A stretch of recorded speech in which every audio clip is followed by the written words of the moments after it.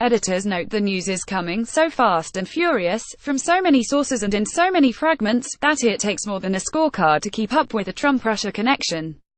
It takes a timeline, a map, if you will, of where events and names and dates and deeds converge into a story that makes sense of the incredible scandal of the 2016 election and now of the Trump administration.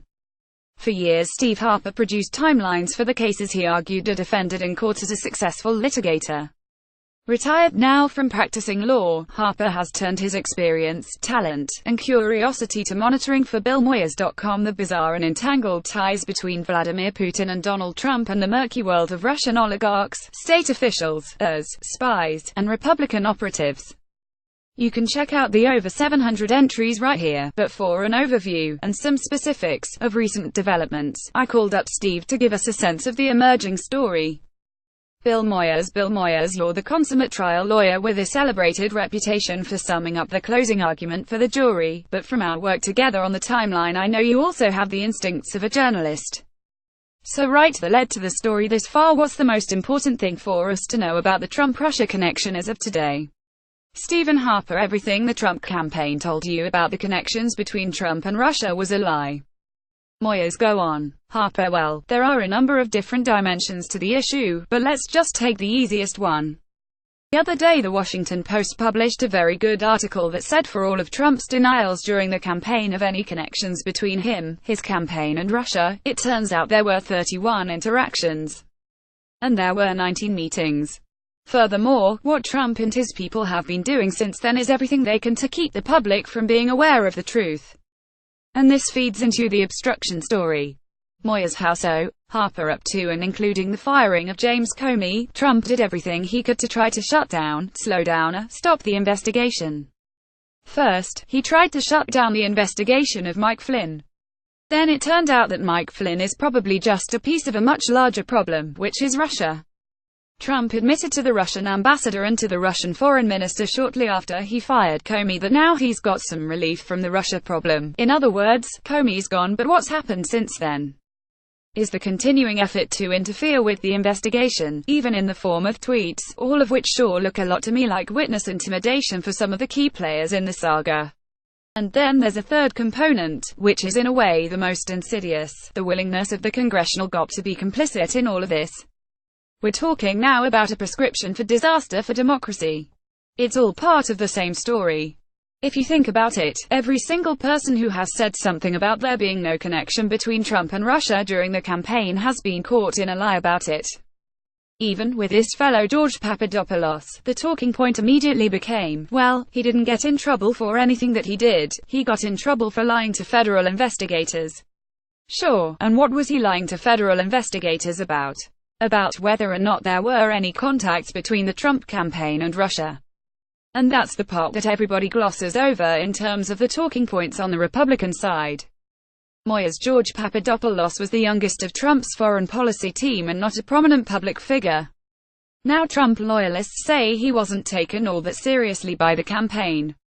Harper, that's another remarkable thing. Of course, all the policy advisors all of a sudden are relegated to the status of low-level, unpaid volunteers, even though they sat in a meeting of foreign policy advisors with the presidential candidate himself early on. When they turn out to be suspects in this investigation, they all drop to the bottom of the heap, and it's as if Trump had never heard of any of them. Moyers, it's usual in a case like this to move the paramount figures to the expendable list, no? Harper, oh sure, absolutely, and I expect before this is over, you're going to get to a point where Donald Trump will say, oh, yeah, Donald Jr. You know he was only my son for a very limited period of time. It's absurd. And it started with Paul Manafort, the same Manafort who actually delivered decisive delegates to Trump during a crucial period of the campaign. When the heat was turned on Manafort, they all said, oh, well, he played a limited role for a limited period of time. Yeah, he was only manager of the campaign, how about that? Moyers, perhaps Trump, who aspired to be a great American president, will confess, and I was just a real estate guy. Laughter. Robert Mueller is moving quickly with the investigation now. We have new news almost every day. What's the most recent development that strikes you as most important? Harper, 3 different strands have now begun to coalesce. There's a core strand running through it that I call the follow the money strand. Perhaps most of what happened throughout the campaign, if you view it from Vladimir Putin's side of the transaction, looks quite reasonable and makes a great deal of sense. Putin wants to eliminate sanctions on Russia, both because they affect him personally in a financial way and because they affect his country's economy in a big way. So you dangle in front of Trump the prospect of a Trump Tower in Moscow. We always knew that Trump wanted a Trump Tower in Moscow, because Trump told us he did. But what we didn't know was that during the campaign, the Trump Organization was actively negotiating for such a development. But two other strands have come together, and we need to understand them for all this to become a cogent narrative. The second strand involves political operatives. It turns out we're hearing about people like George Papadopoulos, who obviously was in communication with the Russians, and that strand is now probably taking Mueller, certainly taking me, further up the food chain. Papadopoulos implicated Sam Clovis, the former co-chairman of the campaign. And with people like Stephen Miller and Hope Hicks, you're getting right to the inner circle of the Trump campaign. All of a sudden last year, these low-level underlings, as they are now being described to us, were getting remarkable access, and they're getting responses from within the campaign. They're not sending emails off into cyberspace that no one ever answers, they're hearing back from some of these higher-ups. And the third strand is what I would call the digital strand. Cambridge Analytica, the Kushners, WikiLeaks, they've started coming together in a very dramatic fashion over the past 2 or 3 weeks. Pundits say they keep waiting for the other shoe to drop. Well, didn't John McCain say, "This is a centipede"? I guarantee you there will be more shoes to drop. It seems as though there is just no limit to the number of shoes that keep dropping in this thing. Everyone thought the big bombshell was the June 9th meeting and the Don Jr. emails that had set up that meeting in Trump Tower relating to dirt the Russians were promising on Hillary Clinton. And then we just get this even more stunning series of interactions and communications and exchanges that show the people that Kushner hired to run the digital campaign going to WikiLeaks, and reveal Don Jr. having direct Twitter communications with WikiLeaks about Clinton documents. It's just remarkable. If all of this had hit at the same time, it would have been blockbuster, but because of the dribbling out of it, no one focuses on the extent to which some of these three strands coalesce. And they sometimes coalesce around what I call very hot dates in the timeline. Moyers, let's pause right there. There's a beginning to a story like this. So I hope you're reading a new book out this week by Luke Harding, once the Moscow correspondent for The Guardian of London. The title is Collusion, Secret Meetings, Dirty Money and How the Russians Helped Donald Trump Win. Have you been following coverage of the book? Harper, yes. I haven't read it yet, but I've read a couple of excerpts and summaries of certain portions of it. Moyers Harding, who's a very experienced reporter, quotes the British ex-spy, Christopher Steele, who worked in Russia for years and compiled that notorious dossier on Trump that mysteriously appeared last year. He quotes Steele saying that Russian intelligence has been secretly cultivating Trump for years. As you and I discussed in August, Trump appears to have attracted the attention of Soviet intelligence. As far back as 1987, on his first visit to Moscow, a visit arranged by the top level of the Soviet diplomatic service, with the assistance of the KGB. Trump was of course looking for business in Russia. If you go to Trump's own book, The Art of the Deal, he acknowledges talking about building a large luxury hotel across the street from the Kremlin in partnership with the Soviet government. And he quotes a letter he got from the Soviet ambassador to Washington saying the Soviet State Agency for International Tourism is inquiring about his interest in that partnership. Now, one has to ask, there were lots of ambitious real estate moguls looking for deals with Russia in the mid-80s. Why did they select Donald Trump? Harper, and that's the $64,000 question. It's very interesting, and Harding notes this as well, and it also was an early entry on our timeline, that in 1988, when Trump came back from the Soviet Union, he first made noises about wanting to run for president. Which brings us back to the second strand developing in this story, which is the personal contacts, the personal operatives, involved in a pretty straightforward if not classic Russian intelligence operation. Russian agents, the recruiters, look for soft spots in their target, in this case the US, and those soft spots become points of penetration. The Russians must have been astonished at how they achieved penetration in Trump's circle, astonished at the success that they were having across many different fronts simultaneously. Moyers, I remember from my own experience in Washington in the 60s that the Russians were always trying to find soft targets, American citizens, who were drawn to that sort of relationship. Harper, and what could be a softer target for a guy like Putin than a guy who measures the world and everyone's self-worth in dollars? Moyers, much of what Harding reports in his book is circumstantial, but it adds up to what is fairly damning evidence. You're the lawyer. How much can circumstantial evidence be introduced in an argument in a trial? Harper, plenty. There are lots of people sitting in jail who were convicted on circumstantial evidence. In fact, how often is it that there is actually what you would call eyewitness or direct evidence of criminal behavior, except in a situation where you can get one of the co-conspirators to turn state's evidence and squeal on the others? People talk about circumstantial evidence as if there's something terrible about it. Circumstantial evidence is the way most people go about proving their cases, whether they're civil or criminal cases. And what separates circumstantial from direct evidence isn't even all that clear. Would you say that the email exchanges between Donald Trump, Jr. and the lawyer who was supposed to come to Trump Tower with dirt on Hillary Clinton were circumstantial evidence or direct evidence? It's certainly direct evidence of Donald Trump Jr.'s intent when he says, "If you have what you say you have, in terms of dirt on Clinton, I love it." Some people keep saying there's no collusion. Trump's favorite expression is, no collusion. No collusion. No collusion. All right, let's talk about something else. Let's talk about something the law recognizes as conspiracy or aiding and abetting. Let's talk about a conspiracy to obstruct justice. In that respect, Trump's own tweets become evidence. So it's not as clear as I think some of the talking head pundits would like to make it, that no collusion means the end of the inquiry. That's just wrong. Moyers, suppose the circumstantial or direct evidence proved to be true, does it have to be out-and-out treason for Trump and his team's actions to be impeachable offenses? Harper, no. In all likelihood, treason may be the toughest thing of all to prove, because treason, at least in a technical legal sense, requires that you're actually at war. And a decent defense could be for Trump that there's been no declaration of war, so whatever was going on, you're never going to get it past the threshold of treason. There are still plenty of legal bases for concluding that Trump has some serious problems. One would be the election laws, including the financing of elections. It's pretty clear you can't accept help from a foreign government in order to win an election, and it seems pretty clear, at least to me, that if they weren't actually using the help, and that's a big if, I think they were, based on some of the things that I've seen, there's certainly ample evidence that they were willing to be participating in whatever help anybody would give them to help Trump win the election.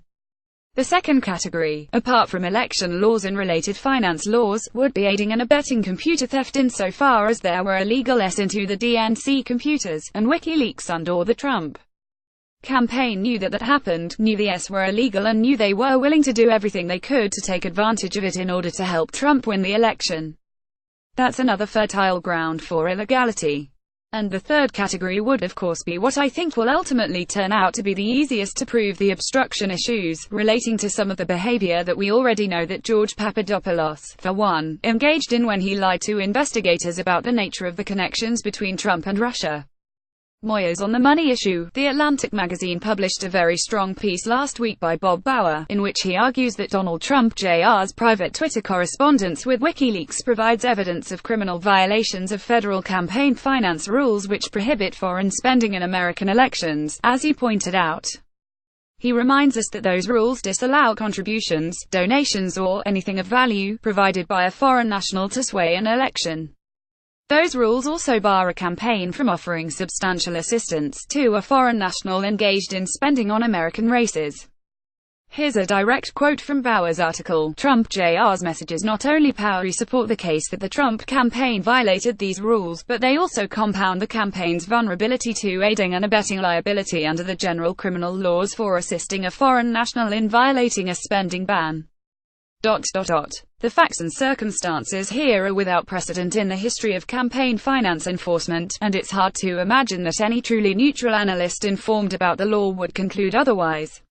So he concludes that Trump and his campaign face a whopping legal problem. Harper, I agree with him completely. And here we reach one of what I call the hot dates, when all these strands coalesce. You have these September-October email exchanges between Don Jr. and WikiLeaks. But now listen to what else you have on October 12. Trump's friend and former advisor Roger Stone tells NBC that he has a back-channel communication with WikiLeaks. WikiLeaks' private message to Don Jr. suggests that Trump publicized the Clinton documents from WikiLeaks. 15 minutes later, Trump Sr. tweets about those WikiLeaks documents. That's on one day. This is all on October 12, and 2 days after that, Don Jr. tweets the very WikiLeaks link that WikiLeaks had already suggested that they publicize. That's one point where these strands coalesce. My point is that Bauer's case is even stronger than he may realize when you look at what you and I have called circumstantial evidence of what other things were happening, and how other layers of action were behaving at the same time. Moyers, as you know, American intelligence has identified WikiLeaks as a conduit for information that Russian operatives stole from Democrats during the 2016 presidential campaign, and now of course it seems there was a connection between WikiLeaks and the Trump campaign, as you've just outlined it. What do we know about why the Russian government would choose WikiLeaks to release information from Hillary Clinton's computers? Harper: I think it was an outlet that would ensure publicity, maximum publicity. It's a notorious organization. And I think if you want bad stuff to get out there and you want everybody to notice it, WikiLeaks would be the way to do it. Moyers: Donald Trump Jr. reportedly has released all of his correspondence with WikiLeaks. Does this indicate his lawyers don't think it is incriminating? Harper: I think it is probably more likely the case that his lawyers assume that it's going to come out eventually anyway. So the best way to do it is to sort of dribble these things out, hope for an intervening scandal, like Al Franken groping somebody or Roy Moore upsetting the Alabama election, and then let the mind of the body politic move on to something different. The good news is that Robert Mueller is not going to be distracted by the intervening events, and he'll put all this together.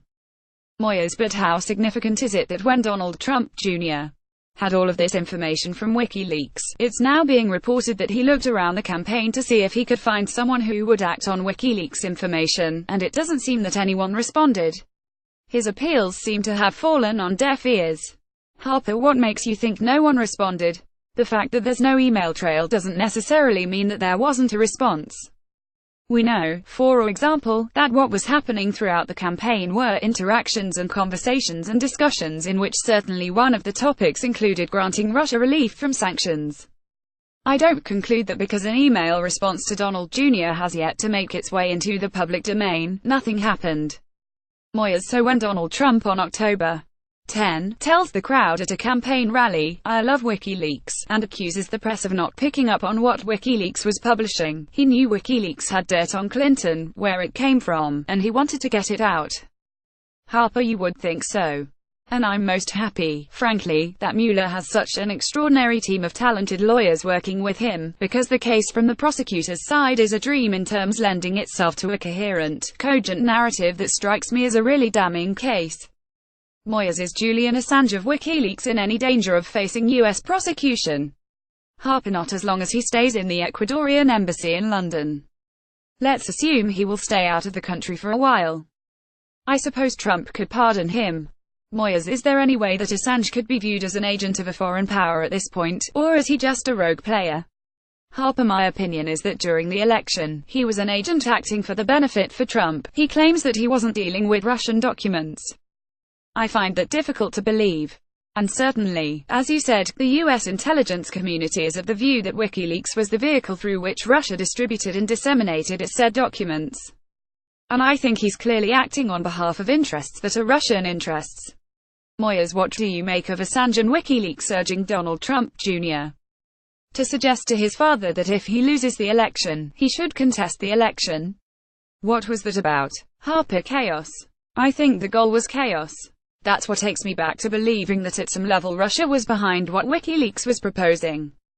Because for Putin there are two ways for him to improve Russia's standing. One is to figure out a way to bring his country up. One easy way would be to get some relief from the sanctions.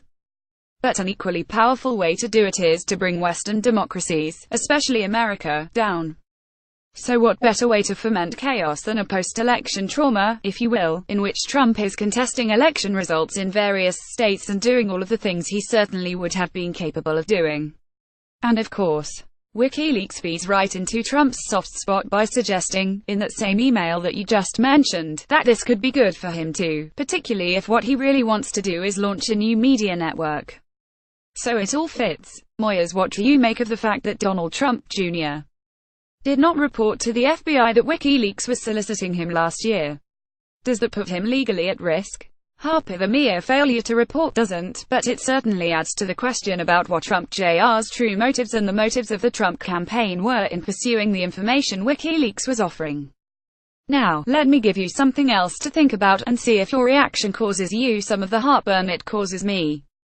In June of last year, quite a month, no, there was another hot date.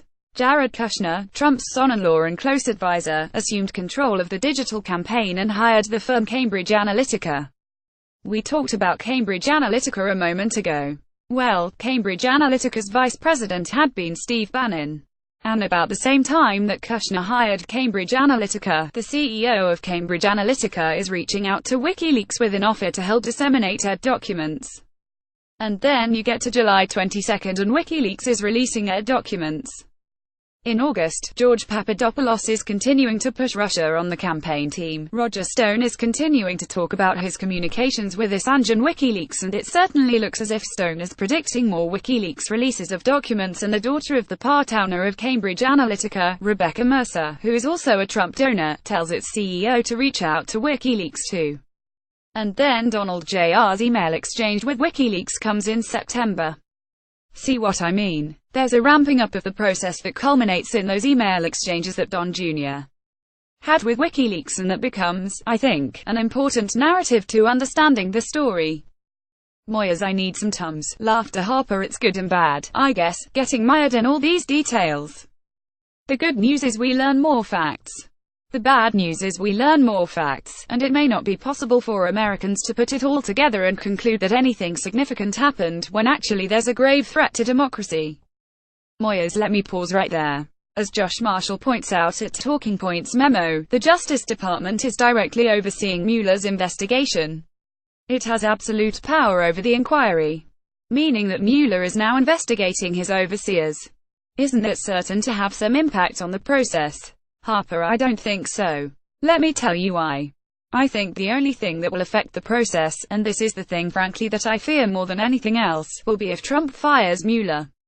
We know Attorney General Jeff Sessions has recused himself. If he should resign, that would be a great victory for Trump, who could then appoint someone else as an acting Attorney General who could then fire Mueller, and the ball bounces to Rod Rosenstein. Rosenstein's been on record a couple of times saying that he hasn't seen any basis for firing Mueller. And at this point, I have competing views of Rosenstein in general, but I think on this issue, he realizes that his personal interest and his professional interest and even the country's interest requires that if Trump were to issue an order to fire Mueller, or even if he were to try to interfere with Mueller's investigation in some way, allowing him to do so will be a very bad thing for Rosenstein personally. I don't think he'll do it. Moyers, there's a precedent for this, of course. Nixon went ahead and fired the special prosecutor investigating Watergate. Harper, yes, but he had to go through Attorney General Richardson and Deputy Attorney General Ruckelshaus to do it. Trump would have to fire Rosenstein, then he'd have to fire an associate attorney general named Rachel Brand, who, based on everything I'd read about her, would likely balk and not be inclined to follow an order unless she were satisfied that there was in fact good cause to do it. Moyers, what might provoke Trump to risk everything? Firestorm, constitutional crisis, even impeachment, to fire Mueller. Harper, I think he'll do it if he thinks that things are getting too close. I think he's already been close to doing it in the past. And I think at some point, and I think it's probably a question of when not if, he will fire Mueller. I really fear that's what's going to happen. And of course the irony is that for the amount of time Mueller has spent on the job, he's achieved remarkable results. He's working very quickly, very efficiently. The median life of a special counsel is just under 2 years. The average is 3 years. The Iran-Contra investigation went for 6.5 years. Whitewater went for more than 8 years. The Valerie Plame NSA leak went for 2 years. We're what? Just 5 months in. Moyers, and Mueller's already obtained 2 indictments and 1 guilty plea. Harper, precisely. Moyers, the indictments are for Paul Manafort and Rick Gates. But the indictments are not related to the TrumpRussia connection, are they? Harper, I think the answer to that is it remains to be seen. That's clearly the way the Trump people are going to continue to try to spin it. But step back for a minute and think about the fact that a campaign manager, Paul Manafort, for a presidential candidate Donald Trump, has been indicted for money laundering, tax evasion and all sorts of other wrongdoing arising from his work for Ukraine, where Putin and Russia were fomenting trouble. And shortly after he became the manager of the campaign, as we've learned, he was also offering to provide special briefings to a Ukrainian oligarch with whom he'd had business dealings. I wouldn't be at all surprised to see at some point some of these things merge into one another. As you mentioned earlier that a new series of Trump advisors are under scrutiny. Hope Hicks is one of them. She's perhaps the closest staffer to Donald Trump. Not even 30 yet, keeps a low profile, been with him a long time, apparently spends more time with the president than anyone else on the White House team. We've learned Mueller wants to talk to her. What have you learned about her and what can she add to this? Harper, she can add a lot, I suspect. And I suspect that Mueller thinks so too, because as you say, she's as close to the inner circle as you can get. She was also present at two really key points in this story, and many others, I could add. One, in connection with what ultimately led to the firing of James Comey in May of 2017, she was around for that. And as you may recall, we now have learned that it turns out that Trump had dictated to Stephen Miller, another close aide, what was apparently a 4-page rant, or screed, of his real reasons for wanting to fire James Comey. So it's hard to imagine that Hope Hicks wasn't somehow involved in, or at least aware of what was going on that weekend in Bedminster, New Jersey, when Trump was pouring his rage into that letter. She was also aboard Air Force One, and maybe the lesson is you just never want to be on Air Force One with Donald Trump, when they were coming back from Europe, and Trump, as we learned much later, had a hand, a very heavy hand, in drafting a very misleading statement about what had transpired at that June 9, 2016 Trump Tower meeting between Don Jr., Manafort, Kushner and some Russians with ties to the Kremlin. Hope Hicks reportedly was advocating on behalf of transparency, but it appears that she lost out. And that's just what we know Ms. Hicks was involved in. Who knows what else she was involved in and participated in, but I suspect a lot. I also think she's got a bit of problem because Carter Page revealed that she had been copied on those messages about what he had learned in Russia, or what he was planning to learn in Russia, when she had denied adamantly there had been no Trump campaign contacts with Russia. So she's got a bit of a consistency issue there, it would seem. Moyers, you mentioned Carter Page. He and George Papadopoulos travel the world, apparently representing themselves as able to speak for the Trump campaign, even though the Trump campaign later said they weren't. You've tracked down many instances of Papadopoulos in particular speaking to foreign leaders on behalf of Trump. Why is that important? Harper, well, he's given extraordinary access to some very high-level people. He was giving speeches in which he was representing himself as being able to speak on behalf of Trump, at least with respect to certain policies. And you know, it's hard for me to imagine that he gets that kind of access unless there's some credibility to what he's saying about what his actual role in the campaign is. And of course we all know from the infamous photo taken at the Trump International Hotel that Papadopoulos was one of a handful of people seated at the table with Jeff Sessions and Donald Trump, as Sessions presided over a meeting about Trump's foreign policy, and Trump told the group that he didn't want to go to World War III over Ukraine. And I believe that's what started the process of making clear to everybody who was on Trump's foreign policy team that easing relations with Russia by easing sanctions would be something that Trump would be open to. And I think a lot of what happens afterward you can fit into this broader framework of the question, what is Putin's angle in all this? Well, Putin's angle in all this is if he can get the Russian sanctions lifted, he's a winner.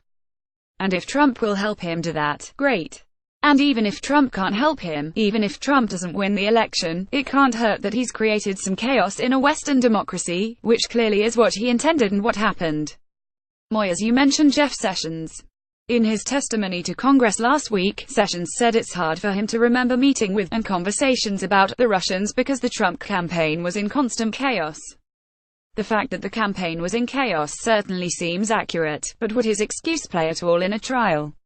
Harper, no. And remember what Steve Schmidt, who was involved in John McCain's campaign, said.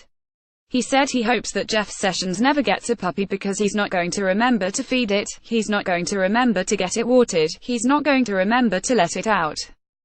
That puppy's just going to be in terrible trouble.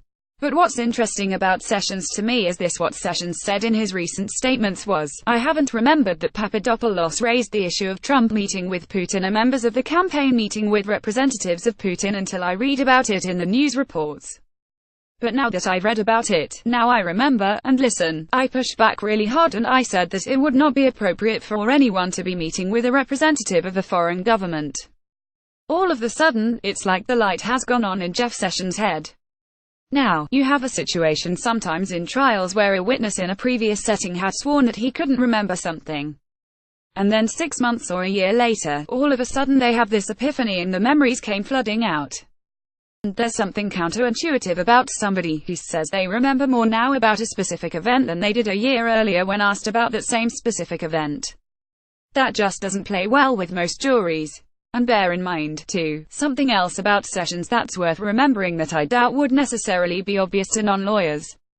Going into those Senate hearings, going into each one of those hearings, Sessions had to know that he was going to be asked about all of this stuff. And he had to know that he needed to be as familiar as he could be with whatever he could learn so that what he gave was truthful, straightforward, candid and ultimately something that the public and Congress would believe. And yet despite that, at each subsequent appearance, somehow there's something new and the Attorney General of the United States shrugs his shoulders and says, "Oh, I guess I did know that." My problem is, I want Sessions to hang on. I don't want him not to be Attorney General yet, because the minute that Sessions resigns or Trump fires him, then you have the door open to an acting Attorney General, and I don't want to live to see Scott Pruitt, head of the Environmental Protection Agency, a former New York mayor, and Trump ally Rudy Giuliani become acting Attorney General, which is something that Trump could do without even Senate confirmation.